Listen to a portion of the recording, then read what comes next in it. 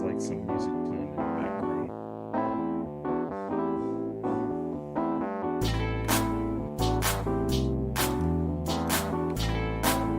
It's like marching band or Yeah, who's got that happy go-lucky music in the background?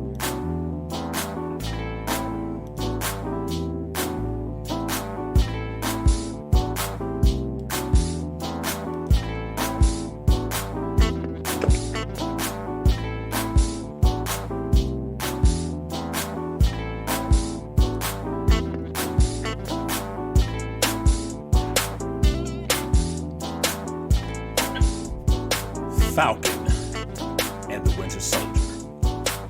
The Sam and Bucky Show. We are back for episode 3, Falcon and Winter Soldier. Here to talk about all the great things that John Walker's trying to do. The reintroduction of Sharon Carter. She's back. Welcome. Glad to see her.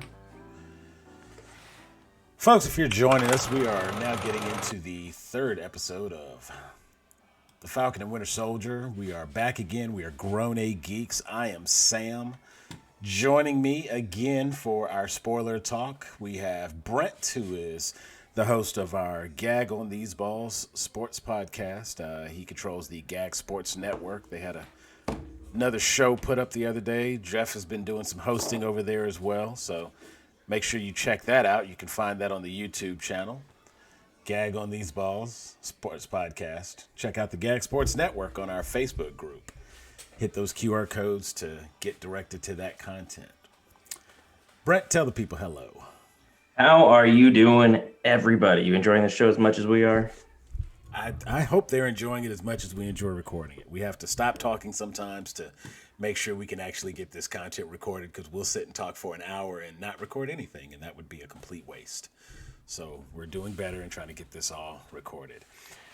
Back for the hosting duties, as always. I can actually say that now because you've been hosting for quite some time. So our regular host, no longer a guest host, our regular host, Jeffrey is here to keep us on task and make sure that we don't ramble too much and provide some thought-provoking questions.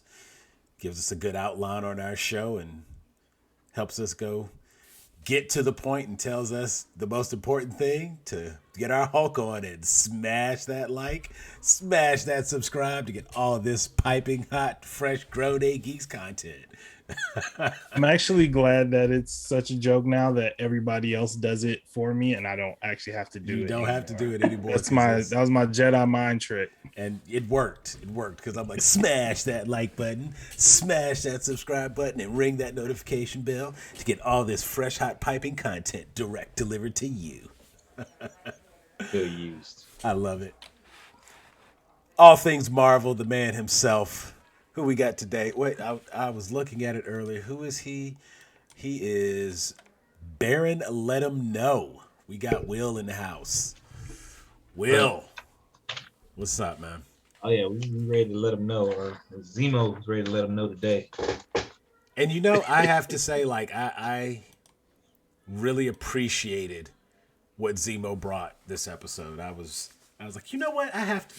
We got to give that man some credit. He was Sokovian Special Forces. Like, let's not downplay this man like he was just some guy in a think tank. He knew how to put hands on people, and he did a very, very good job. He was walking out there like a one-man soldier himself. I was impressed. Jeff, I'm handing you the reins. Take over. All right. Yeah, but like we were saying before, make sure you smash that like button, smash that notification button, ring that notification bell, smash everything, click everything, and leave a comment.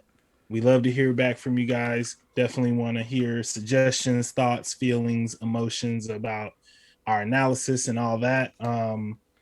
But yeah, you know, episode 3, the Power Broker episode, Madripoor. A lot going on, a lot happening in the last episode, and we're picking up right where we left off. So let's just go around the horn and hear everybody's kind of initial thoughts about how they felt about the episode. I'm gonna start with you, Will, because you know you bear and let them know. So let us know how you felt about this episode. I'm gonna let them know if you haven't been watching, you need to be watching. You need to be paying attention to what's going on. This episode definitely did a lot to showcase Zemo in a better light. I mean, we got a taste of him, back with Civil War and a few other things like that. So now he's here, and he's not just another pretty face. Like, no, he's here to do work and make sure shit gets done. So I'm happy about this episode. They put a lot of thought into the characters to kind of ramp them up, and it's not just we already know about Sam and Bucky, so we're getting those additional characters and getting more insight into what they've been doing and what's been going on and what they've been dealing with and how they're gonna continue to transpire into more prominent roles here in the future. So I'm happy with everything that's going on. Oh, let's slide right over to Brent. Initial thoughts on And the episode. what an episode. The Baron Zemo Sama broken out and just breaking out all the dance moves on that floor. To think that is one of only two people who's actually bodied the Avengers throughout the entire MCU. Just go figure. The whole episode from start to finish was a roller coaster of emotions. You still have no idea what to expect, even going to the end of the episode. There's so much good stuff going on. I can't wait to get into it further with you guys. Sam, thoughts, feelings? Thoughts. I was very happy to get a little bit more information about Baron Zemo. Like, why is he called Baron Zemo? And to find out that, he was actually, in fact, a Baron. He was royalty, Sokovian royalty. And as I was mentioning, he is Sokovian Special Forces. He was, if I'm not mistaken, he was the equivalent of their like intelligence agency. So he was definitely like highly trained, highly skilled, knew his way around some things. But my man got money. Like, he's sitting here rotting away in a jail, and my man got money, got his own jet, and just, really, really impressed with Daniel Bruhl in this show, more so than I was even in the movie, because the movie only gave us a taste. He wasn't the focus. He was just the catalyst. And here, he's a major part of the story that's taking place, and I think that definitely does a lot more for his individual character development. Like you said, we already know about Sam, we already know about Bucky, and it's nice to get to dive into them as well, but it's important to showcase these other people.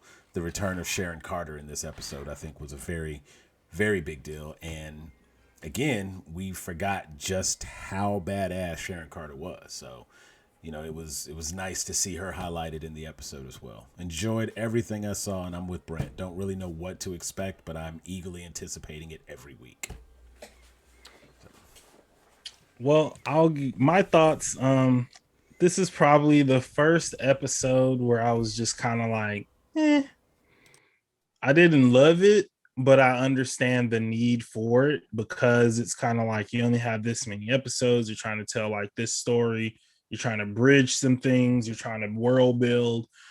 So there's like, a lot going on, but kind of overall as an episode, and maybe it's because we didn't get like a Sam in the wings fight scene, because that's always like, enough for me because the excitement, the only, it's kind of like the fight scene in the club of Winter Soldier is cool because, Winter Soldier being Winter Soldier, but the gun battle to me is kind of just like, I mean, you can see that on any show. I want to see flying and backflips and all that kind of stuff too. So that left me a little bit just like underwhelmed to a degree, or even with just like the Flag Smashers, just kind of what they did was, it was a lot of like cutaway, and then we cut into them like finishing up and loading the last truck, and I want to know how, I want to see them like take down these guards and I need get to see into the somebody nitty run through a gritty. wall, kind of. Exactly. Like, you're super soldiers. I need to see super soldier. Yeah, and to just know like, are they like Cap super soldiers, or is it like some other thing? Are they stronger? Are they doing other stuff? So I think overall, as an overall just like episode, like if I was binging this, that would be an episode that I would like probably Filler. yeah, filler episode, and I would move right along. But because it's kind of like weekly, you kind of do want that like something that's going to hold you over. But I think like the stuff that holds you over is a lot more informational in this case, and so there is a lot for us to kind of talk about and dissect. And some of it is, based on what we saw on screen this episode, and some of it's building on other episodes. So we'll move right into our analysis. And even though like Zemo is the kind of the meat of the episode we saw, I want to start with John Walker, our new Captain America. And just like last week, we talked a little bit about, you know, should we even like feel sorry? Should we feel sorry for him? He's kind of in an impossible position. We see him in action for the first time, but this is kind of the first time we see him in action with civilians. And, fair or not, everything that he does as a viewer, as a person living in the MCU, is all going to be compared to Steve Rogers. So I want to just kind of hop in with like, how do we think he's doing so far with kind of his especially based on that first interaction where they're chasing down the accomplices of Carly, people who've been hiding her, and he comes in and has to deal with some civilians for the first time, non-American civilians at that. How did you guys like feel about that scene? How did you feel about like just John Walker in general and how he's approaching the quest to find who has the super soldier serum? And I'm gonna start with Baron. Let him know. Let us know how you feel about new Cap. Definitely think freaking John Walker, because not my Cap, has a little chip on his shoulder and stuff like that, and he's upset that one, he's not getting the respect he deserves as Captain America, and that's where we already got a bad attitude about that. So with that, he thinks because he has the title, he's already earned all that stuff. It was like, look, your off-field accomplishments are one thing, they're great and stuff like that, but freaking as soon as you step into the role of Captain America, stuff like that, you start clean. Like, you need to prove yourself as Captain America, and so far he's not been doing that. So that he's got a freaking little smugness about him, he's got attitude, and he doesn't have a hold on everything. Like, he's a step behind, a couple steps behind right now, and now he's got as your Cap already, you already have to go off the books to go handle whatever it is because you can't keep up. It's like that. Like, you're not instilling a lot of confidence in what you're supposed to be able to do. So you need to go ahead and drop that shield, homie, and take a seat because Falcon and Bucky and Zemo got this handled. So it's whatever. Yeah, like whoever. Yeah, let's just like free for all this for a minute because I definitely want to get everybody's thoughts on new Cap. Well, I mean, nah, you hop on.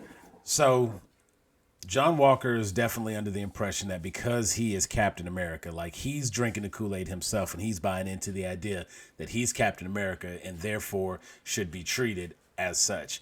He doesn't realize that, and this I think it's definitely being played up to show that Captain America was more than just the costume and the shield, that Captain America was in fact Steve Rogers, and it's the person who embodies being Captain America. You can give the shield to anybody, doesn't make him that person, and he's not going to get that kind of response from people because if nothing else, people automatically, he's like, do you even know who I am? And these guys like, that's the worst.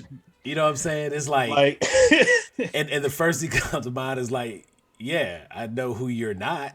How about that? Like, right. You are the new Captain America, which means you're not the original Captain America, which means you're a joke. And, that's kind of how it's going. And like we were saying previously, like if there are memes, he's got to deal with that. He's definitely getting the not my Cap vibes. He's not getting the respect. And, even his buddy is like, hey, bro, like, you got to understand you're Cap now. So you gotta calm that down. You gotta watch that. You have to represent that costume. Like you have to play that part. And I think he would have probably done better to not become Cap if he wanted to be effective, because now he's probably got more restrictions in place than he would have had before. And I think he's still having to make that adjustment. So yeah, go ahead, Brent. Trying to follow up like with all the rules, all the regulations, and then on top of that you have to embody not only just the shield itself and what that symbolizes, but the man that Steve Rogers was, is a tall task for anybody to do, let alone the way he's going about it to even just, start off, this is like his first week on the job, and he's already breaking rules, losing his temper, trying to fight with everybody and trying to bend the rules. Cap only bent the rules when the rules that he was following didn't align with what he believed was right. And for him, just for week one, just to be like, oh no, I need to get this job done. That's all I care about. I want to get this job done. I want to get my respect. I want my instant gratification. I want everybody to follow me, but you don't want to do any of the work the right way in order to make that happen. Yeah, good luck with that. Not my Cap. Yeah, I think something actually that Zemo says later in the episode really like impacted how I've seen John Walker's character, where he says like the problem with like the super soldiers in general is just that like we stop looking at them as people basically, and we look at them as like symbols, and we prop them up, and then we forget about their flaws. And you know, obviously, like even with the way we're talking about Cap right now, Steve Rogers, and it's just like Steve was this, Steve was that, and then the way that they're talking about him in the episode, the way Bucky and Sam especially talk about Steve, is just like they never seen Steve do nothing wrong in their entire lives, which, you know, may be true from their perspective. But I think even looking at that versus Definitely like John Walker, yeah, but you know, they deem the reason why he broke them to be just and fair. And I think, you know, somebody like John Walker might see that and say like, well, Cap was just Cap was a man who did whatever he had to do to get it done. But Yeah. I was looking at like even when the way that he went into like that mission in the very beginning, his whole thing was like, don't let anybody out, don't let anybody shred anything, don't let, you know, he's still in like just regular soldier man mode where it's like we go in, we do this thing, we get out and deal with it. But Captain America is not just a soldier. He's like, you have to talk to people. And it's just like looking at the way he talks to people versus the way we've seen Steve talk to people, looking at his main mission objective, which, you know, when you think back about Cap kind of debriefing, like when you think about Civil War, when they're in Lagos, and his whole thing is just about like keeping the civilians safe. Like, yeah, we got to track this thing. Don't let it get away. But he's not putting people in danger to do it. He's, you know, respectful, and contrast that with like this man who just kind of like walks in. And I think, you know, going even back to what Will said, I think he does think he's earned that respect, but that's just because he puts way more stock into what the US government in the MCU thinks are the most important things to make you Captain America.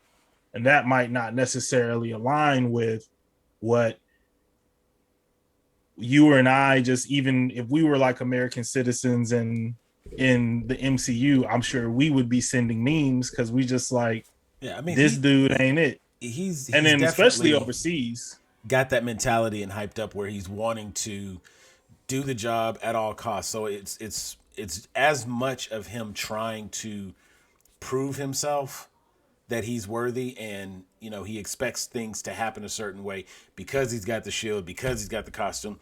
He expects things to happen a certain way, and when they don't, he seems to be reacting to that very poorly. But it's still an adjustment for him because he is accustomed to being a soldier, and Right. a highly decorated soldier. So, like you Right. said, when he goes into that mission, he's going into that mission the way he was trained and programmed. Well, not programmed, but the way he's accustomed to doing it. You know what I'm saying? Like he's got his mission objectives, and this is what has to happen, and this is the way it has to go down. Now, as Captain America, maybe you can't do it like that. You've got to do it a different way, and he doesn't know where that balance is because it is, you know, his first week on the job. And, you know, they were talking about all the places they've gone to, all the different stops they've made. He did well to even have tracked them to that location. So it's not like he's a complete failure, but he's a day late, dollar short. They're already gone. So he's wanting to get answers out of this guy. And clearly the intimidation wasn't working. You know, and Hopkins was even telling him, like, you know, hey, they're bringing food and medicine and supplies to these refugees. That type of stuff breeds loyalty. And he wasn't trying to hear that. Like, he was like, I don't care. I'm Captain America. They supposed to do what I say. Yeah. Go ahead, Will. I think he's a spoiled kid at this point and stuff like that. Like, Daddy Cap, Steve Rogers, did all the freaking work, cemented his legacy and all that kind of stuff. And then here he is and stuff like that coming in. Do you know who my daddy is? Like, I'm Captain America. Like, I got the same power he does, when that's not the case. Like, your daddy's the CEO of the company. He was Denzel at the end of Training Day. Can't come in here barking orders and shit like that. Like, it's not going to freaking work. Because, I mean, we see this shit in the military all the time when we got freaking, not all, some military wives come in and think that they're above the law because they want to use their husband's rank and stuff like that to try to get over on something. Like, you're coming through the gate, you got an expired tag and stuff like that. Oh, my husband's a such and such. I'm like, and I don't give a shit. You got an expired tag. Like, fuck that. Get out the car. So, I mean, it's the same concept that I see with him and stuff like that. He's like, he's spoiled. Get out your car. And think that he wants to freaking, handle everything, and he can't. So it's gonna bite him in the ass at some point. And I wouldn't be surprised if this fool turns out to be on some other shit and he's like a Hydra agent. Like, watch, just wait for it. Something's coming. It's kind of like if you 1 week into the job and you can't like follow the rules. Maybe it's gonna be a long. It's gonna be a long 6 episodes for you, brother, because and even to the point of like people not respecting him. I think about like the difference between like Captain America and like Black Panther, right? Like the Black Panther is a mantle that has been passed. We've seen it passed in the MCU, although like T'Challa technically was already like the Black Panther warrior part, but he wasn't the king. No. That whole society understands how that mantle is supposed to be passed down. There's a ceremony, everybody go to the waterfall, we do the challenge, and Baku comes from the mountains. Maybe he want to fight, maybe he don't, etc., etc. That like ceremony, we know how that ceremony was for the king. Was for the kingship. Yeah. And so, like, the Black Panther parts, like, he might have lost and not been the king. He still would have been Black Panther. Like you said, they know how that works. Yeah. They know, like, their separation of church and state. Exactly. With Captain America, I mean, even the decision, because, I mean, Captain America was supposed to be the first of many. And due to, like, sabotage, he became the only one. So even him being that lone symbol was not really ever intended. And nobody, I mean, once he died and then the symbol was gone, period, nobody was like, well, what do we do? Do we do another? Like, they didn't say, well, we should just make another Captain America, because they were like, we don't have another super soldier serum vial anywhere. We can't make another Captain America because he can't be a super soldier. They didn't say shit about like, oh, the shield means this though, and people see that as a symbol, and America needs blah blah blah blah blah. That's some new age marketing shit that this new government in the MCU is doing and trying to pull off. And the thing about it is the people aren't ever going to be fooled by that. And Captain America was a worldwide symbol, and you pick somebody who's going to be a quote unquote American symbol, and I just definitely loses some meaning there. Yeah.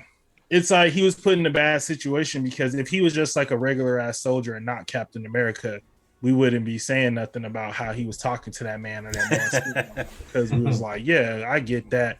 But it's like, you Captain America, bro. Like, America is literally in your name. You can't be in here like that. You can't just be telling your black sidekick, come in here and translate. It's like, hold on, player. Like, don't talk to me like that in front of everybody. Like, we ain't ever hear Cap talk to Sam like that. Right. He treated people like people, and you on this like rank shit that like everybody don't adhere to. End of the day, if like technically if he's just a captain, then there's gonna be somebody that outranks him. Can I speak to General America? So yeah. Yeah. And then the last thing I will say about this is the guy doing the job playing John Walker, I think that's Kurt Russell and Goldie Hawn's son. Wyatt Russell. Wyatt Russell. He's doing a great job at playing this character And anybody who's sending this man death threats or whatever, you're an idiot. You give geeks and nerds all a bad name. Not Sorry to this man again, like not in a the joking way, the but like, inability to separate the actor from the role.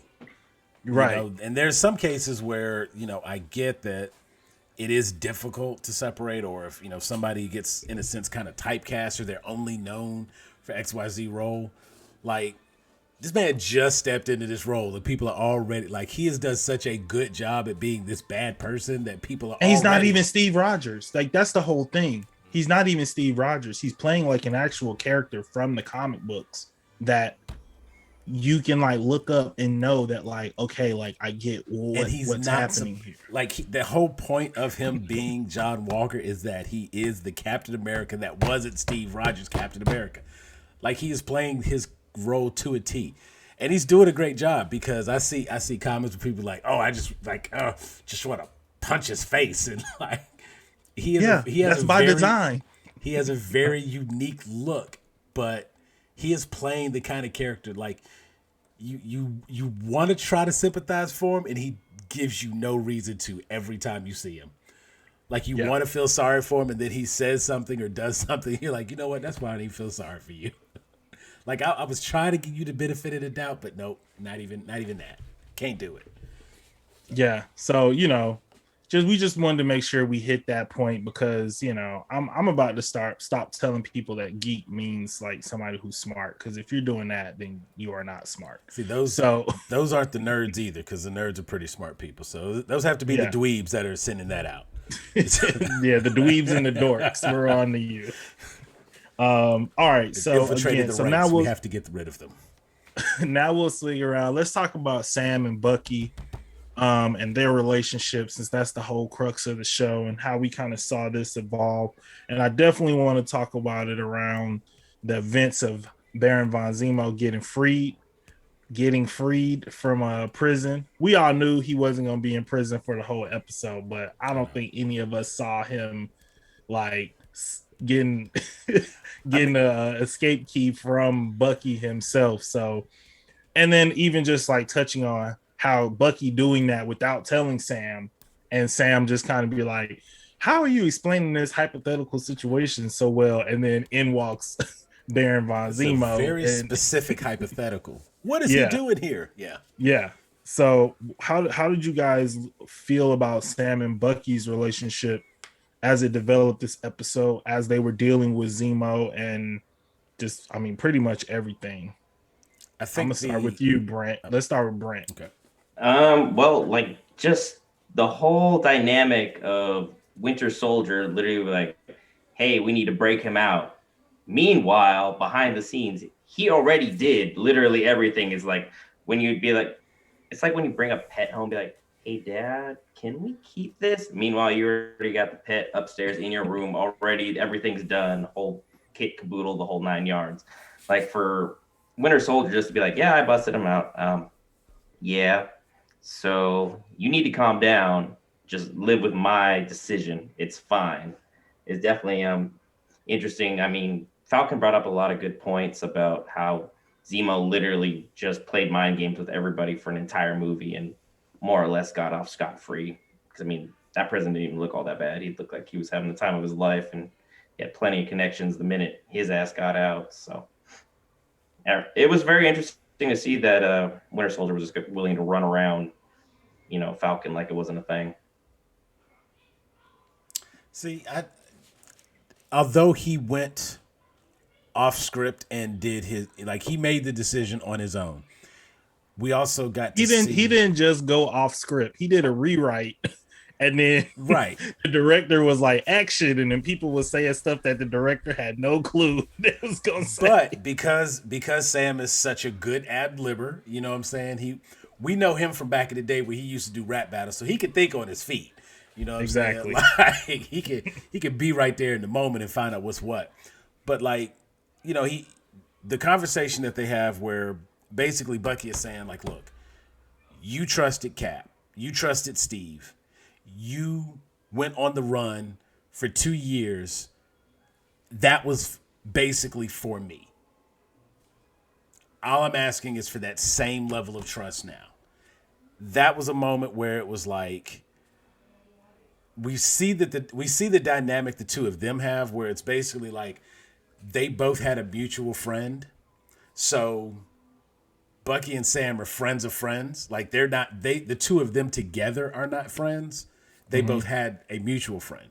So now we're starting to see the inklings of them forming their own friendship. Like, since the mutual friend is no longer in the picture, we have to see how they interact with one another, and we're seeing them build their bond. Where Bucky's like, trust me.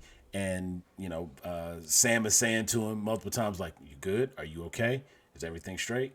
Like, basically, like, genuinely being concerned for this man's well-being. You know what I'm saying? Like, when they're in Madripoor and they're going through the bar, Zemo makes a comment. He's like, well, it didn't take him very long to fall back into habit. And he's like, okay, you good? You good? So it's like that concern, because he needs to know that he can trust him. And so he has to know that he's in control. And I think it's a good look. And I think that will build more upon their relationship and showing the improvement in their relationship. Well, and it's kind of and it's kind of crazy too. I think Sam is trying to see, are you good? Like, are you under control? Because remember, at the jail, Bucky went in there by himself. So, and the first thing, and we all said it last week, first thing Zemo did was hit him with the secret code word, freight car. You know what I mean? Trusted, longing. If he came out of there and was like, yeah, so I freed Zemo, I'm gonna be like, okay, flashing light, whatever, what I got to do, get out style. Like, how do I break this? Because you obviously are on something right now. If you just broke this dude out of like maximum security prison after we both visited, we're both high profile. They're gonna like somehow trace this back to us. Somebody is. So I definitely felt like that was part of the reason why Sam kept being like, you're good. It could be a little bit like, I'm starting to care about you a little bit, but still mostly just because you were a Cap friend, not necessarily because you were my friend, because you got me in Madripoor dressed like street pimp. Yeah, exactly. Oh no, as Zemo called him, a fashion-forward black man. Yeah. Will, your thoughts, Sam and Bucky? I mean, I think that they're starting to trust each other a bit more and stuff like that. Even though it's still a little bit standoffish and stuff like that, because there's still going to be that animosity because, hey, you gave up the shield, so he's still salty about that. And he's salty because he doesn't understand, his plight as, being, this guy with this responsibility and how to handle it. But I think that they're getting better, so that they're working on their stuff. I think it's going to come down to trust a lot of the times with that, and as soon as they're able to fully trust each other, they're going to be in sync. And I honestly believe I could see that same level of togetherness with them. So just like we saw with Cap and Bucky in Civil War, so that it'll be the same thing where they can bounce off each other and really make shit happen. So it's more or less just kind of a wait and see at this point. We're halfway through the series now, so for them coming as far as they did from the way it started to now, so that it should be fully wrapped up by episode 5. Then episode 6 they should be going in. So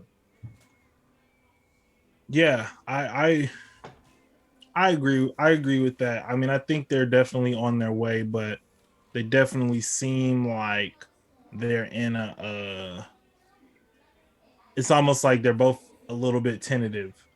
Like, I think Bucky is definitely, for different reasons. One, he's an actual super soldier. He's definitely one that's just like, I'm ready to go in head first, smash, not smashing the light, but, just smashing down all the doors and smashing up whoever I got to smash up to get to where I want. Like, Bucky is a sledgehammer. Shoot first and talk later. Yeah.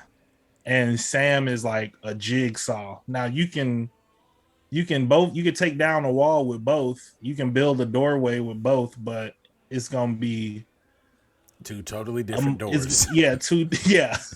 And now it's kind of like, okay, how are we going to be able to like, yeah, we can use a sledgehammer to bust in these big holes, but then let's use a jigsaw to make it an actual rectangle so we can fit a door that swings on there. And just kind of like seeing that balance has been interesting seeing, but I still think that there's this kind of like, as long as we're on the same level, i.e., neither one of us has the shield, we're just gonna be like disjointed. And we saw that in the little thing when they came out of Dr. Nagel's thing after it blew up, and Bucky's like, all right, follow me. And as he's saying that, Sam is already going like a different way. And then he's like, what are you doing? He's like, this is literally in every action movie. Like, you go behind the barricade, yada, yada, yada. So they definitely still they got some work to do before they doing the 2-on-1 that we saw in Civil War. They don't have that sync yet. Yeah. They're not going to be rolling off each other and tossing the shield back and forth and all that. Like Iron Man whooped the shit out of both of them just with their current chemistry. Iron Man would take them down so quick. It's literally stick two hands out, boom, both done. So speaking of Madripoor, sorry, my voice went very Peter Brady right there. Speaking of Madripoor,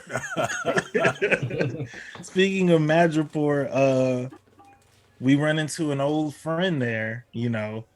And this is what I'm gonna say about this. Sometimes like the new age of the internet and just like knowing stuff just ruins everything.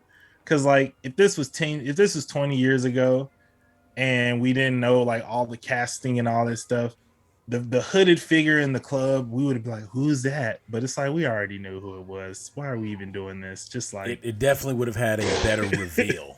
Yeah.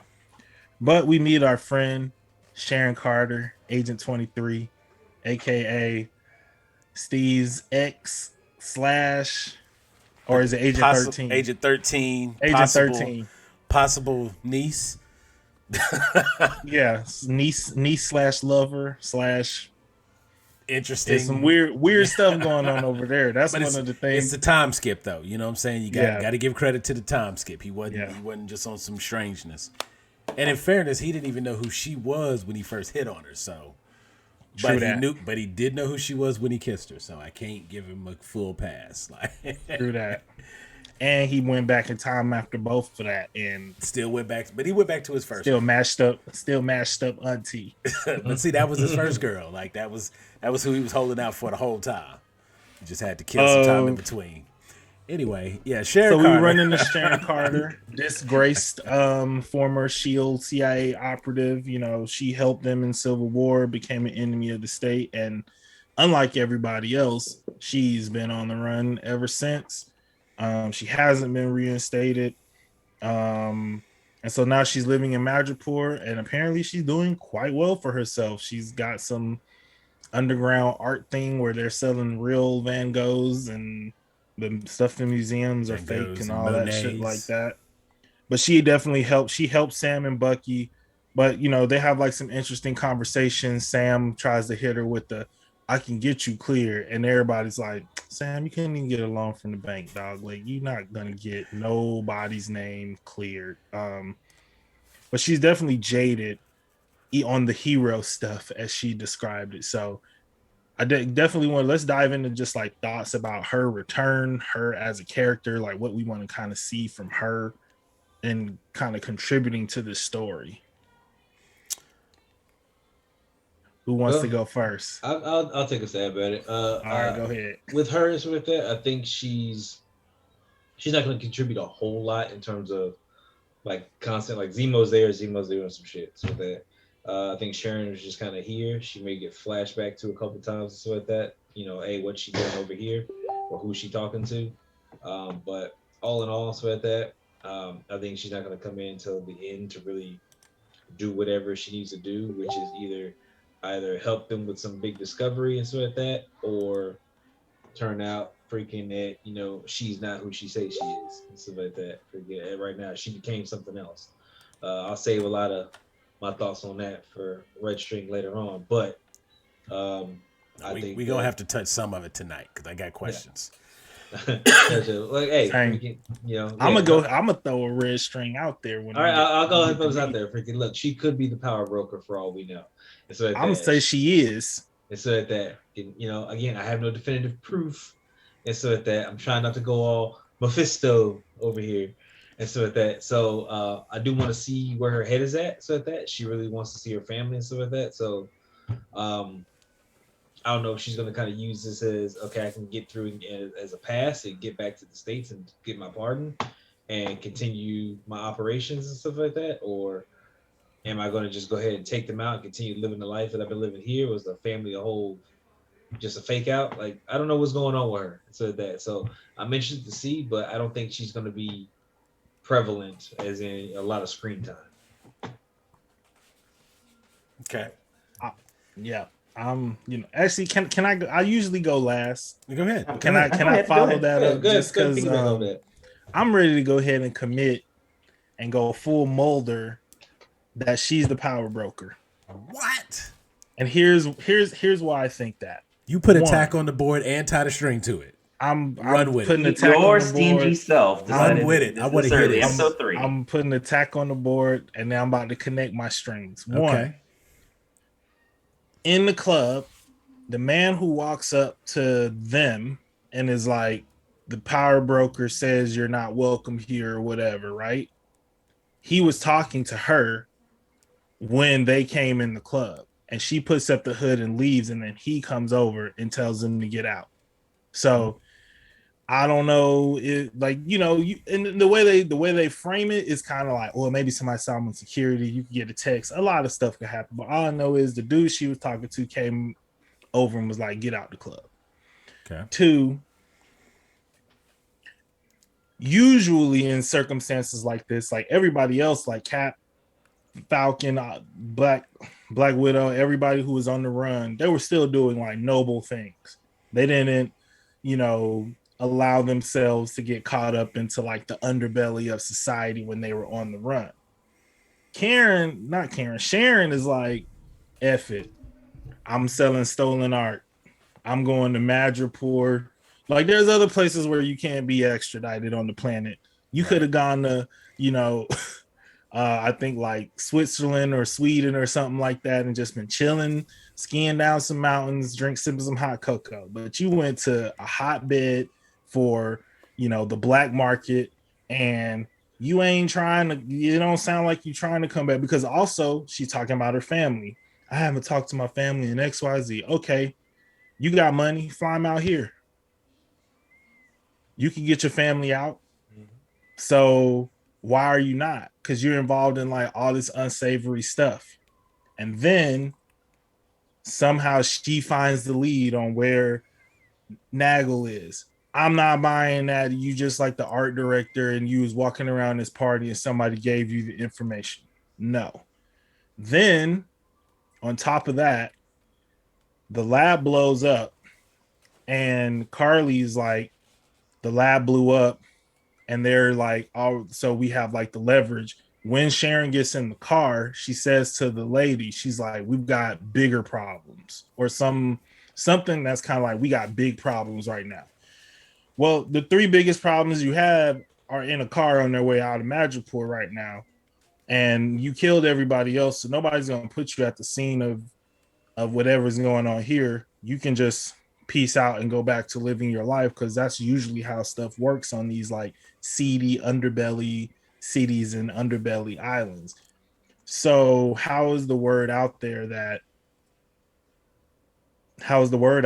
the secret doctor that nobody knew about, who was making the secret super soldier serum that nobody knew about, how does that information get to Carly within like a day of it happening?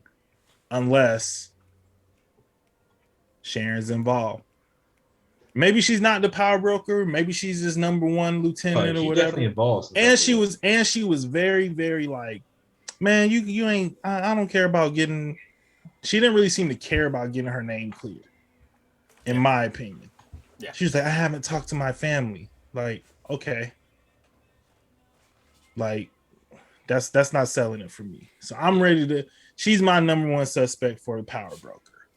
or if not, she's on the payroll and she's working for him in some kind of way to keep him off her back. Now, So I'm gonna lean with that angle a little bit more. I'm not gonna say she's not the power broker. I could absolutely accept that if she's revealed to be. Because here's the couple of things, and much like you said, the age of the internet, this is where the problem comes in. This episode was called The Power Broker. And if we name the episode The Power Broker, then we have to believe that what was the one thing that was different about this episode? Zemo, who I don't have anything to necessarily make him the power broker because he's been locked up this whole time. Not to say that he didn't have the influence because he came right out and was on his jet. So clearly funds were available. And if he got to make his phone call in his hour of recess or whatever, who knows what he could have done. He's incredibly smart. So I can't even rule him out as being the power broker, but it's not likely. However, the episode's called The Power Broker. And since the little short-haired blonde lady that was in the clubs, if she's not the power broker... Selby. Right. If Selby's not the power broker, she was clearly the one who ran that club. And by itself, it showed as though she had a good bit of power herself. And she showed to like really be in control. If she's not the power broker, then it has to be somebody who could put her in a concern. And when she's dead and they're walking out, who's Johnny on the spot to save them? Sharon Carter. When they go through this maze, like, and I'm with you, how is an art dealer? What kind of question can you ask as an art dealer that's going to have somebody put you in the direction of a rogue scientist recreating a super soldier serum? There's no line of questions you could ask that's going to put you on that path. Unless maybe you already know where it is. And like, speaking of Van Gogh, where did that Van Gogh that had that one scientist was like, wait, what? Right. That'd be a hell of a segue, wouldn't it? You know, and so it's just like she seemed to really know her way around that facility. And you know, mind you, we know she's a well-trained agent. And it is very likely that she took all of those previous connections she had, saw that her ties have been cut, and she's been listed an enemy of the state when she was doing what was the right thing to do. She took all of that knowledge and she used it to her advantage. She became the power broker. I could easily see that working. If she herself is not the power broker, I am 100% certain that she is working for him, involved with him. I'm waiting because at no point have they given a gender in context in conversation. But like when the one flag smasher sacrificed himself to stop them, and I thought it was crazy. He like pushed down the light and then just charged at him. I'm like, are you really slowing anything down like that? You really have to die like that. You could have, I don't know, but You went out with a little bit more gusto. right. You could have did something more than that, but you could have like thrown the flag pole, thrown the pole into the car or something. But as soon as that battle took place, you know what I'm saying, the guy who was there, that seemed like a lieutenant or whatnot. He picked up the phone, and we're led to believe that he was calling right then. Carly got a text. We're to assume that that was the power broker that was texting her saying, you have something of mine, I'll kill you for it, blah, blah, blah. So it has to be somebody who's like not concerned about killing anybody, which so far on screen is everybody except Sam and Bucky. And really everybody except Sam. But Bucky doesn't seem, Bucky's clearly not the power broker. Obviously Sam's not the power broker. But it's like I have no reason to say that Zemo's not, and I have no reason to say that Sharon's not. I had seen somewhere where somebody was like, John Walker's probably the power broker. I was like, nah, he ain't the power broker. I can't. I'm not buying that. You're not smart enough. But I do see him getting his hands on that serum at some point. Oh, for sure. So, Brent, you got anything you want to add to the red string board here? I didn't want to start doling out my red string as freely as I did last time. I got burned pretty badly.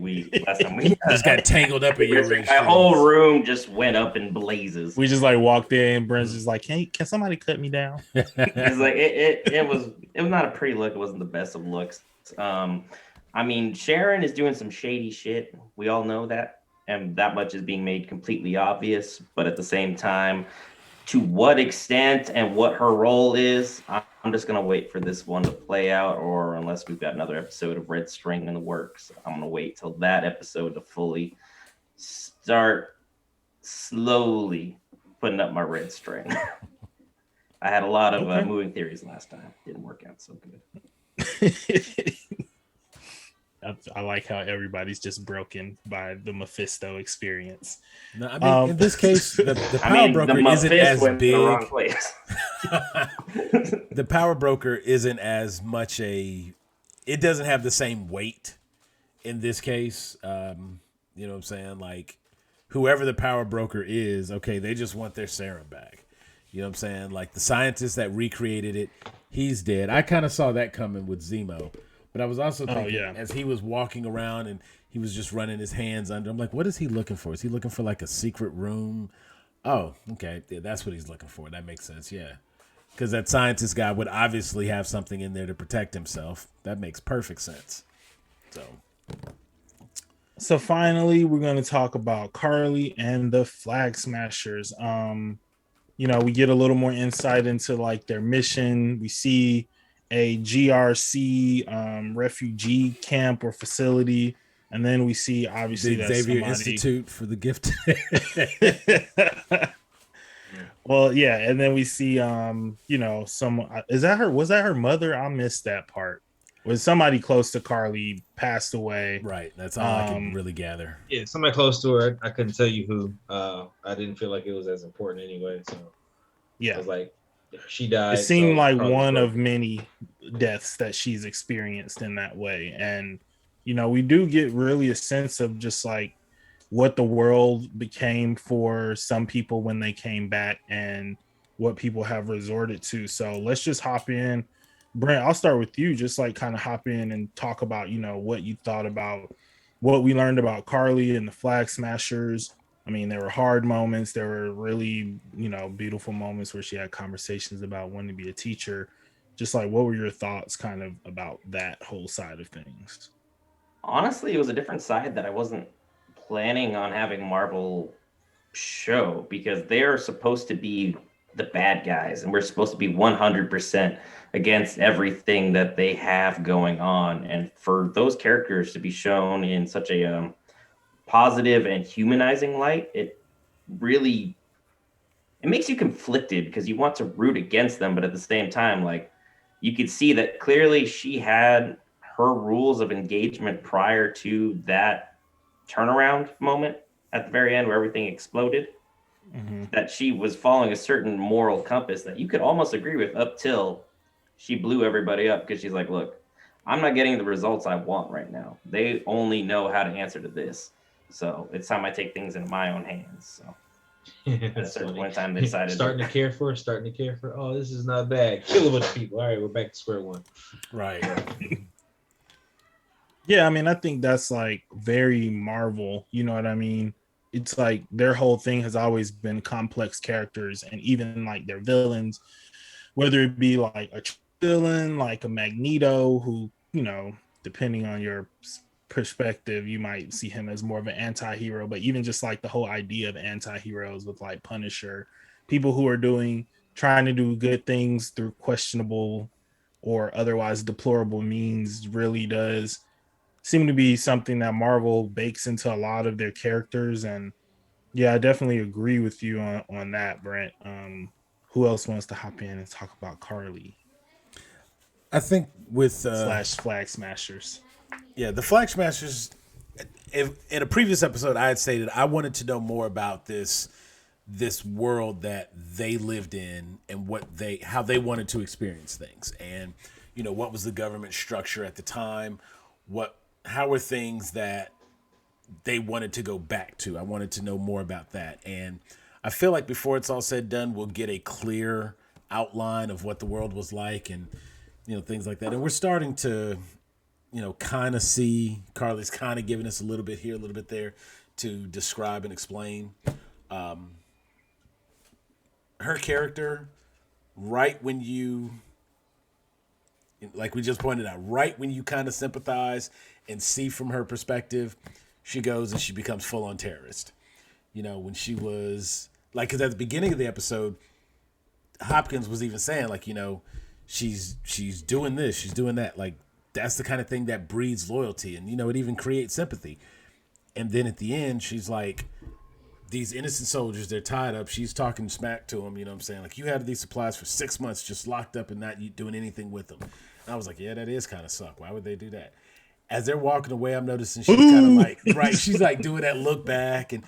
She's like, put your seatbelt on. Put it on right now. Boom, boom, in the whole building. And I was like, mouth just jaw dropped to the floor. I was like, oh my God, I can't believe she did that. Like, well, now you're a villain. Like, now you're a bad guy. Like, there is no more being able to sympathize with you. Like, the moment you cross that path, it goes beyond being anti-hero to, like, full-on bad guy, because now you're a terrorist. Yeah. You've killed innocent people to what? To what purpose? For this food that you got for others? If you're murdering people to stop murder, there's still murder. You have to murder a lot of people to, like, get it balanced out, as the Punisher said. One Punisher takes out a bunch of killers, it's different. But if it's just like the way she's going about it now, my sympathy for the Flag Smashers is quickly declined. Like, gone. So now I'm like, what are you gonna do with that serum? Now I'm kind of concerned, and I want her to be caught because this needs to stop. So no more innocent. Will, I see it brewing. I see it brewing in your mind, Will. Let us know. I mean, I've got other stuff. I mean, I'm not too concerned with Carly and stuff like that. I mean, she's the daughter of Carl Morgenthau, freaking in the comics and stuff like that. And he's the original, the Flag Smasher and stuff like that. So, this is still that kind of offshoot and stuff like that. But I'm not necessarily so much concerned about her. I'm just kind of waiting to see how things play out. I'm more concerned about other tie-ins and stuff that I see that I'm definitely going to talk about and registering a little bit. So you mean the red X and the blue circle on the front of the building? Give a shit about that right now. X-Men confirmed. Is that what you was talking about? Because that's what I was talking about. Yeah, I think with Carly, I'm definitely kind of in your camp now, where it's like, it definitely felt like a noble cause, and it was something that was growing to be something that I understood more and more, because I think this phase of Marvel has been doing a lot to like change our perspective on the blip, because we only saw the blip through this, like, there's two sides to every coin, and we kind of saw the head side, which was like, all the people we like left and now they're back. And then the tail side was, well, we had 5 years of like prosperity, peace on earth. Like everybody had everything that they like, all the stuff Thanos said was actually true. And we had 5 years for it. And it's kind of funny because I was watching this random Star Trek Deep Space Nine episode yesterday, where basically a little girl falls into like this temporal rift, and then when they get her out, it's only been like a day, but she was there for 10 years. So she's basically like been living on this planet like by herself, and she's like a feral like 18-year-old child, and trying to like figure out how to navigate like being back in the future, being back with her family and stuff like that. And that's just kind of how I feel about it. Made me start thinking about the blip, where it was just like, she, like, when she was there for 10 years in this like temporal zone by herself, she had enough time to kind of like accept what it was, and accept the fact that like, well, I'm just gonna be here by myself forever. And then to get snatched out of that is even more jarring. And I feel like 5 years is enough time for not to like completely move on, but to be adjusted to a new normal. Even with the pandemic and what we're doing right now, it's been a year. We have a new normal of like I see somebody outside of the house with no face mask on, and I'm like, what are you doing? Are you a psycho? Like that to me gets the same like amount of shock as like seeing somebody walking down the street with like no pants or underwear on. I'm just like, yo, you're out here literally assed out right now, and We've you need literally to become stop. superheroes ourselves because how many times Yeah, do people walk out and be like, "Oh my God, where's my mask?" And yeah, like, for sure. it is such a normal occurrence in this year. We're literally like right at the 1 year mark of how Yep. everything has been changed as far as all the closings and stuff when they first started Yeah. taking place, and like, Now multiply that by 5. right. And there's been 5 years of us having to wear a mask. And then all of a sudden somebody's like, all right, you don't have to do it anymore. I don't think everybody's just gonna be like, yeah, I trust it. I'm ripping the mask. I'm going back to the old way. There's still gonna be people there's gonna be people who like it like this now, where it's less human contact. There's like when people start having to go back to work in the office and not working from home. If you've been working from home this long, there's going to be people who have a hard time adjusting back to being in a cubicle, getting ready, even your time to get ready and stuff. So that's really been making me Wouldn't even think know what about traffic looked like anymore. exactly.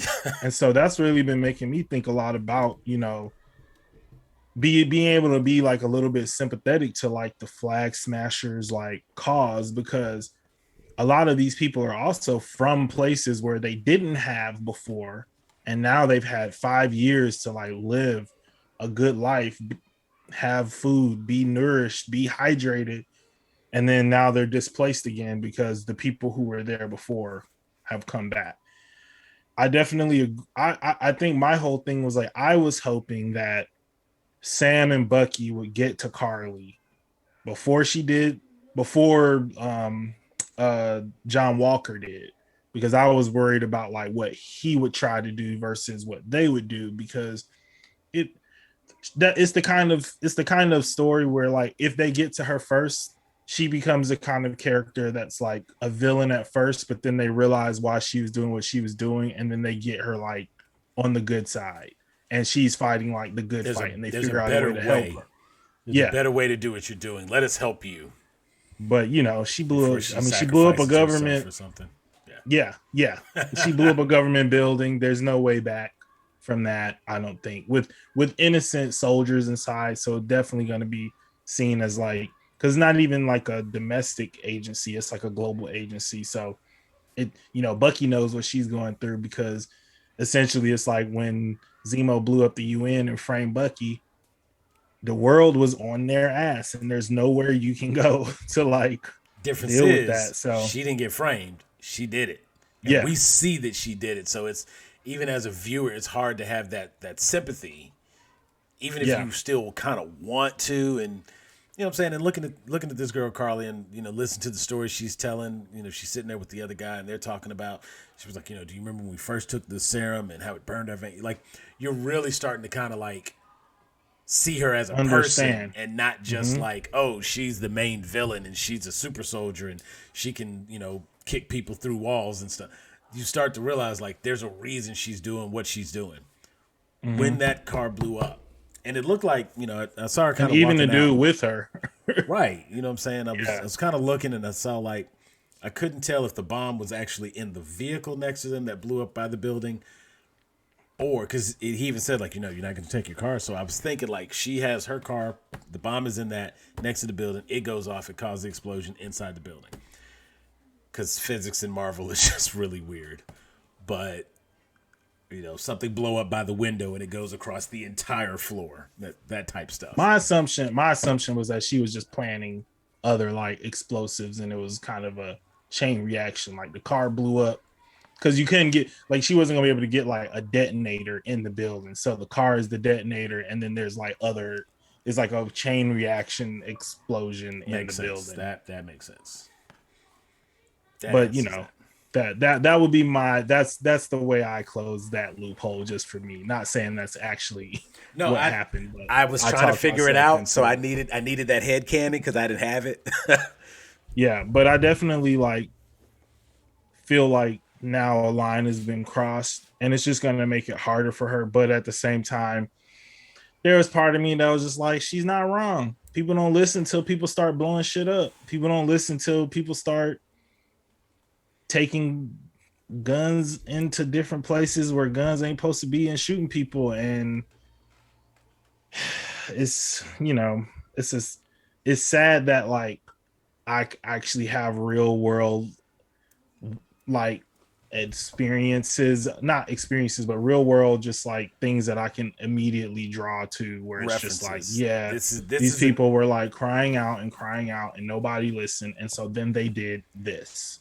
And then everybody's like, what happened? We never saw it coming. And it's just like, you didn't okay, see it cool. because you weren't Let's pick looking up a history and you book. didn't want to see it.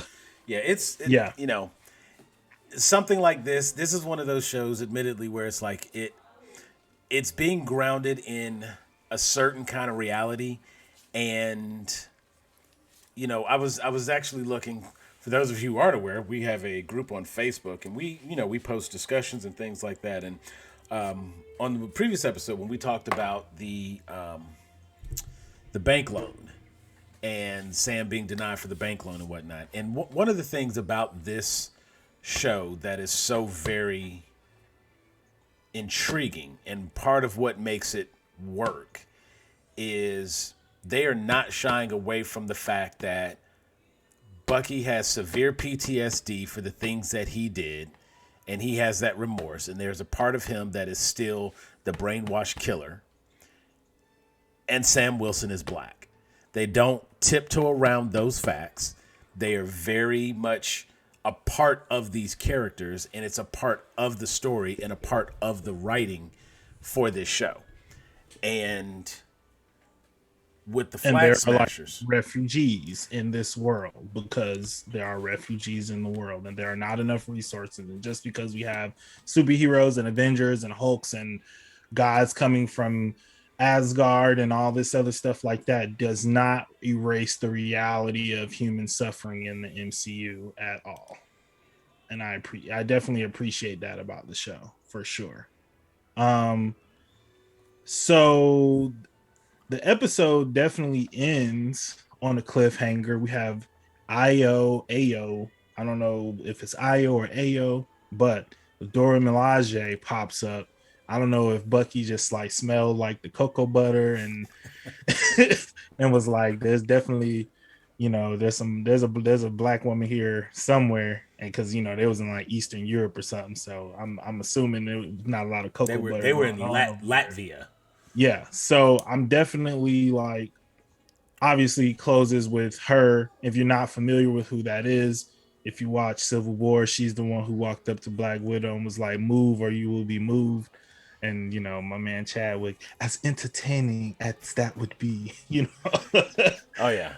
So we're gonna use the cliffhanger as a springboard into our final segments of our next questions. That's how we always end. Like, what is the thing that we're looking for kind of in this next episode, or what is something that we're excited to see next or think is going to happen? So I'm gonna start with you, Brent, for next questions.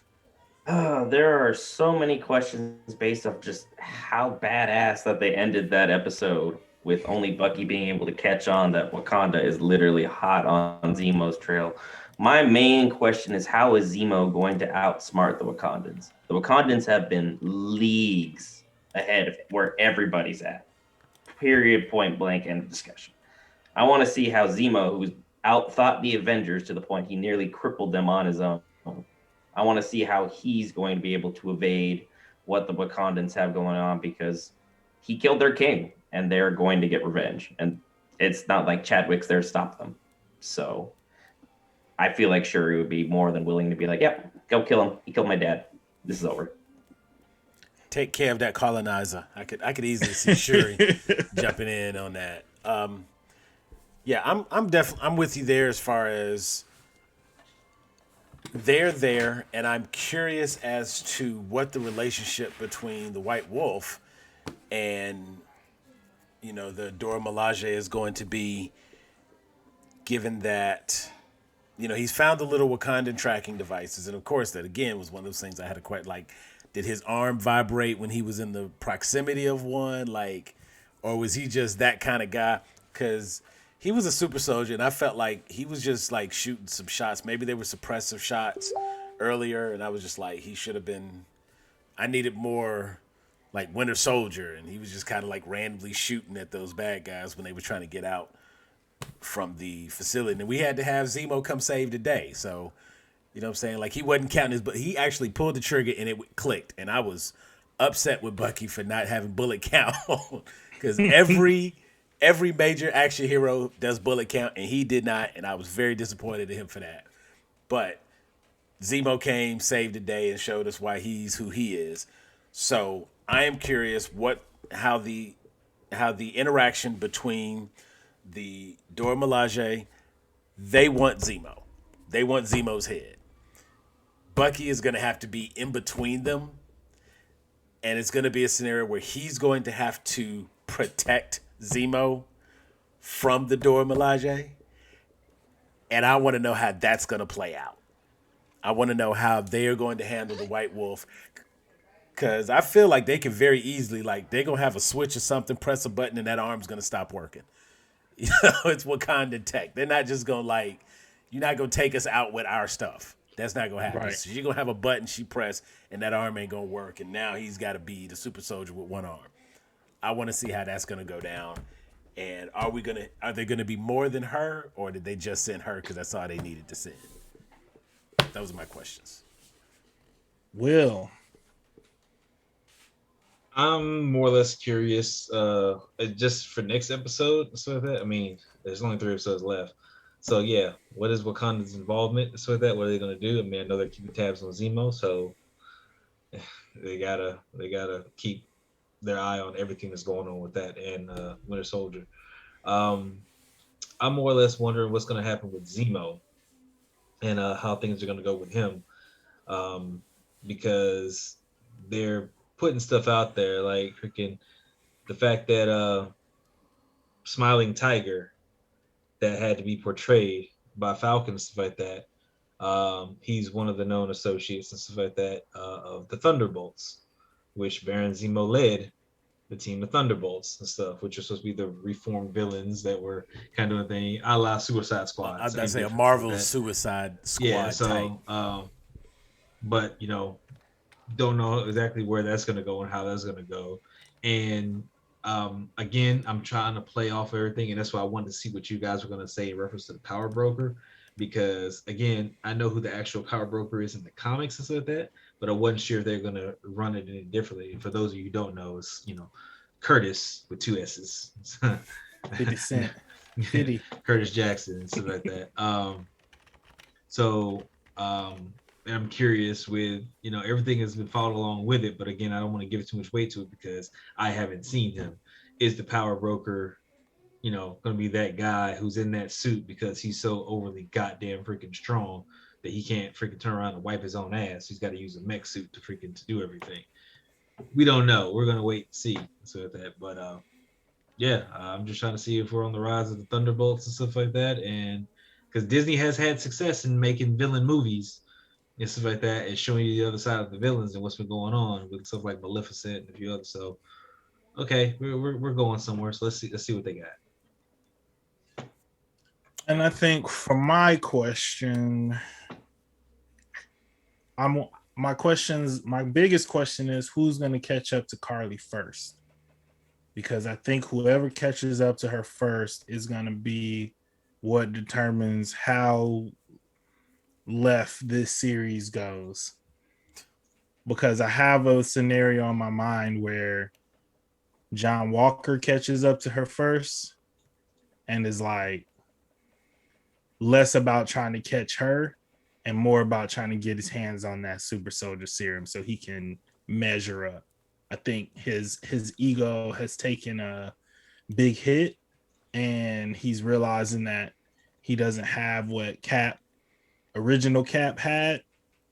And I see him as the kind of person that looks at it like he tries to use force to get people to respect the shield at the beginning of the episode. But because his force ain't the same force as Cap, he's like, well, if I had the super soldier serum, then nobody would like have the balls to like spit in my face and talk back to me. And obviously completely missing the part where, Steve Rogers treated people like human beings and respected them and their cultures, et cetera, et cetera. So I'm really curious to see who's going to catch up to Carly first, because I definitely think that that's going to have a big effect on what happens with the serum. Because really, the villain of the show is not even Carly, it's the super soldier serum. Everybody seems to want to get their hands on it, more or less to destroy it. So I'm very curious as if it's gonna fall into the wrong hands, and even and who those wrong hands might be. Because right now they're technically in the wrong hands, but the way the show is kind of being set up, it's like the team we want to get it first is obviously like Sam and Bucky, because we can trust they're going to do the responsible thing with it. We don't know what Sharon is going to do. We don't know what she's on really right now. And then, John Walker, I don't think none of us trust him. I definitely see the sign with like Battlestar, and him being like, John, what are you doing? He's like, I need it. I have to be as good as him. It's like, it's not what it's about, man. Shut up. You don't know. And then he drinks it or injects it or whatever. So yeah, I'm definitely excited to see where I'm still mad it's only 6 episodes, but we got Loki coming up after that. And should be good. It's gonna be a good year for Marvel in terms of content. So does anybody have anything else that they want to add, clarify before we sign off? Nope. Cool. We definitely want you guys to Zemo's a smash fan of that like club button. EDM, but other than Oh that, yeah. I Man with the mean, moves. considering where he's from, that seems on brand. Little fist pump action. Yeah, but definitely, thank you for checking the show out.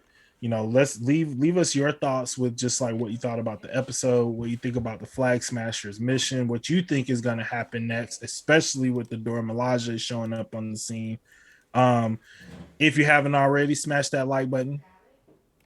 Smash that subscribe button so you can get all the fresh piping hot content, and ring that notification bell so you can get it as soon as it comes out of the oven straight to you guys.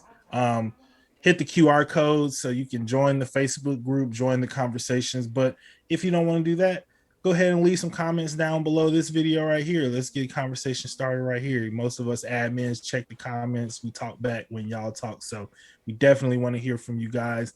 It's not about just hearing us talk, but about building community, reaching out with you guys, and creating a web of conversation. So for Sam, Will, and Brent, I have been Jeffrey. Thank you for checking us out. Peace.